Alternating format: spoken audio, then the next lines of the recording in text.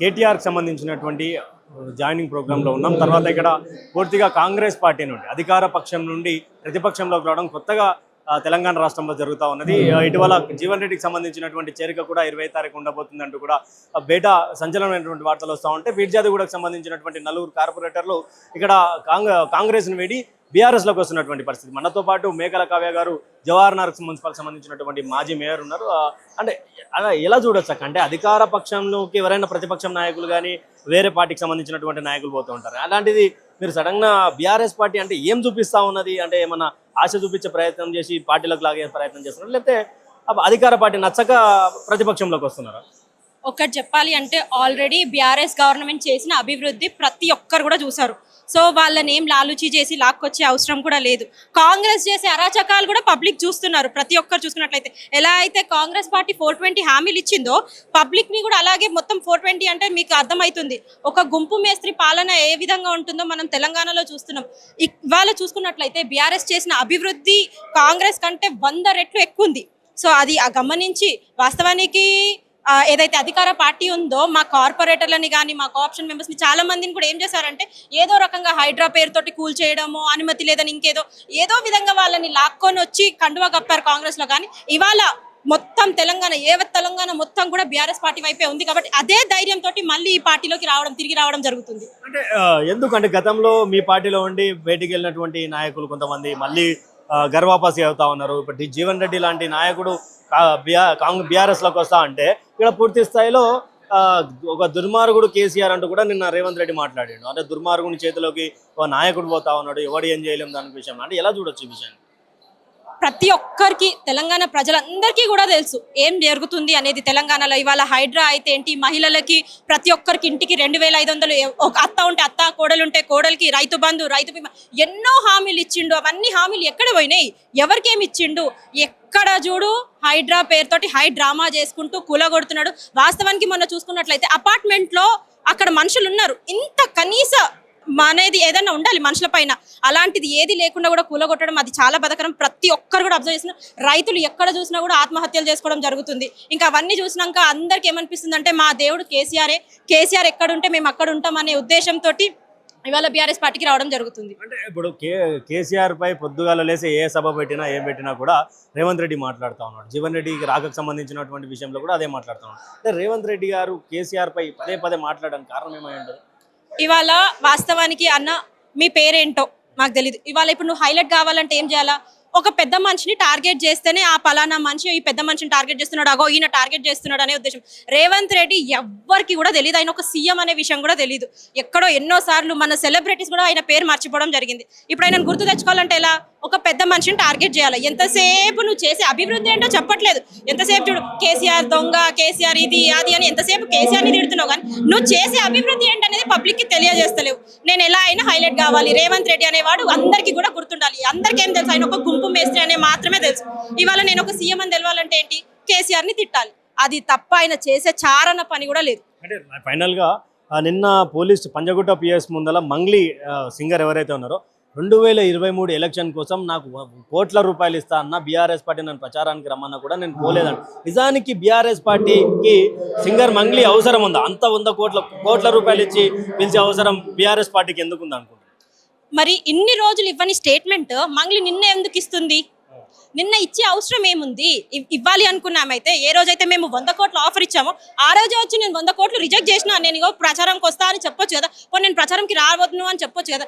నిన్న ఏదైతే తన పైన కేసులు పెడుతున్నారో అంటే వెనకాలి నుంచి నువ్వు వీళ్ళని బ్లేమ్ చేస్తావా చెయ్యవా? నువ్వు వీళ్ళని బ్లేమ్ చేస్తేనే నీకు ఇవాళ నేను ఆ కేసు కొట్టివేస్తా అనే ఉద్దేశంతో ఇవాళ మీరు బీఆర్ఎస్ పార్టీని బ్లేమ్ చేయాలి, మీరు కేసీఆర్ని బ్లేమ్ చేయాలని మంగ్లీకి వెనకాల నుంచి ప్రోత్సహించారు కాబట్టి ఇన్ని రోజులు లేనిది ఇవాళ స్టేట్మెంట్ ఇవ్వడం జరిగింది. ఆమె అంటే మంగ్లీ మీద ఫైనల్ ఏం చెప్పాలనుకుంటున్నారు? మంగ్లీ మీద కానీ రేవంత్ సర్కార్ మీద? మాకు ఎలాంటి సెలబ్రిటీస్ కూడా అవసరం లేదు. మేము చేసిన అభివృద్ధి ధైర్యంగా గల్లా ఎగరేసుకొని మరి చెప్పగలుగుతాం. ఇవాళ బీఆర్ఎస్ పార్టీ ఎక్కడున్న తెలంగాణని ఎక్కడికి తీసుకొచ్చింది? ఇవాళ తెలంగాణ జాతిపిత కేసీఆర్ అని చెప్పొచ్చు. సో మాకు ఎలాంటి సెలబ్రిటీస్ తోటి అవసరం లేదు, ప్రమోషన్స్ చేయడం అవసరం లేదు. ప్రతి ఒక్కరు కూడా పబ్లిక్ అబ్జర్వ్ చేసిరు. ఏదో ఆశ పెట్టిండు, 420 హామీలు ఇచ్చిండు అని ఆయన కోటేసిరు. ఇవాళ అది గుండు సున్నా అని తేలింది. గుండు సున్నా అని తేలినప్పుడు ఆబ్వియస్లీ మళ్ళీ మా గురువు కేసీఆరే, మా జాతిపిత కేసీఆర్ అని కేసీఆర్కి ఘనంగా ఈసారి వచ్చే ఎలక్షన్స్లలో భారీ విజయంతో గెలుస్తాం.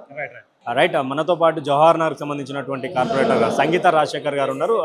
అంటే ఏంటి సడన్గా 2.5 సంవత్సరాల ముందు పార్టీ మారినటువంటి వాళ్ళే మళ్ళా గర్భాపసి కావడం ఎలా చూస్తున్నారు అక్కడ?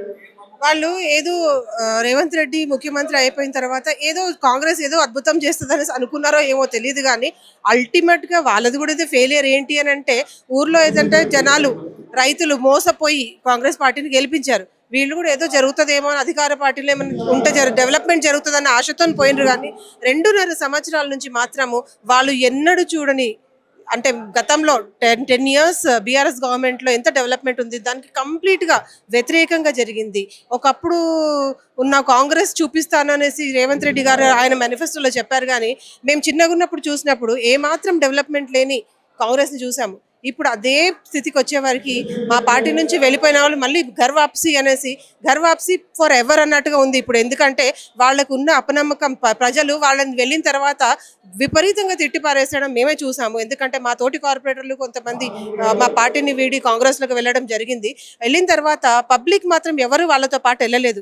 వాళ్ళ కింద నా నాయకులు అందరూ ఇక్కడ ఇదే ఒక పార్టీలో ఉండిపోయి కేవలం వీళ్ళు మాత్రం వెళ్ళిపోయి అక్కడ ఉన్న ప్రెషర్ వాళ్ళు తట్టుకోలేకపోయారు. ఏంటి అని అంటే, 0% డెవలప్మెంట్. మేము మా ఒక నియోజకవర్గంలో మేము చాలా మంచిగా చేసాం డెవలప్మెంట్, కానీ ఈ 2.5 సంవత్సరాలు కాంగ్రెస్ హయాంలో మాత్రం మేము చేయలేకపోయినాము. మరీ దారుణం ఏంటి అని అంటే, పబ్లిక్ అయితే ఏడుపు తప్ప ఏం లేదు. అనవసరంగా ఎందుకు గెలిపించాంరా ఈ పార్టీని అన్న కాడికి వచ్చేసారు. ఇవాళ ఇది జస్ట్ బిగినింగే అని అనుకుంటున్నాను. ఇంకా లాట్ మోర్ టు కమ్. ఎందుకంటే public they want development right from the childhood elder వరకు. ప్రతి ఒక్కరికి డెవలప్మెంట్ కావాల్సిందే. డెవలప్మెంట్ లేనిది ఎవరు కూడా ఏ పొలిటికల్ పార్టీకి ఉండరు. వాళ్ళు ఏ ఒక నమ్మకంతో కేసీఆర్ గారిని అయితే గెలిపించుకున్నారో, ఎప్పుడు ఆయన ఓడగొట్టుకున్నాక మాకు కేసీఆర్ కావాలని ఎలా ఏడుస్తున్నారో, ఆ ఏడుపులు మానుకొని మళ్ళీ వాళ్ళు మంచి రోజులు చూడాలి అని అంటే మళ్ళీ బీఆర్ఎస్ ప్రభుత్వం రావాలని కోరుకుంటున్నారు. ఫైనల్ గా నిన్న పంజగుట్ట పిఎస్ వద్ద మంగ్లీ ఒక సంచలనమైన కామెంట్ చేసింది. బీఆర్ఎస్ పార్టీ నాకు కోట్ల రూపాయలు ఆఫర్ చేసిన ఎన్నికల ప్రచారం కోసం పాటలు పాడమని కూడా నేను రిజెక్ట్ చేశాను. ఆ రోజులో నేను కోట్లు సంపాదించాను. నిజానికి ఒక మంగ్లీ లాంటి సింగర్ బీఆర్ఎస్ పార్టీకి అవసరమా? అంటే ఎంతో మంది సింగర్ తెలంగాణ ఉద్యమకారు నుంచి వచ్చినటువంటి వాళ్ళు ఉన్నారు. వాళ్ళని కాదని మంగ్లీకి కోట్ల రూపాయల ఆఫర్ చేయడానికి బీఆర్ఎస్ పార్టీకి అత్యవసరమైనటువంటి పరిస్థితి ఉందనుకోవచ్చా?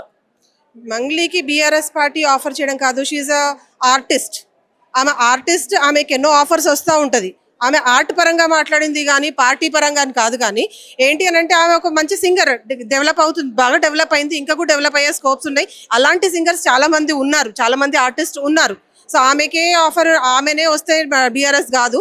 బీఆర్ఎస్ కంపల్సరీ ఇక్కడ ఉన్న నాయకులు కేసీఆర్, కేటీఆర్, మా దగ్గర ఉన్న నాయకుల వల్లనే గ్రేట్, కానీ నాట్ జస్ట్ ఒక ఆర్టిస్ట్. ఆమె ఏంటంటే మా పార్టీ వాళ్ళు చేసే గొప్ప విషయాన్ని ఆమె పాట రూపకంగా పాడుతుందేమో, కానీ ఆమె ఉంటే మా బీఆర్ఎస్ పార్టీకి అంటూ ఏం లేదు. కానీ మంచి జానపద గేయాలు చాలా చక్కగా పాడే వాళ్ళు సింగర్స్ ఇంకా చాలా మంది ఉన్నారు.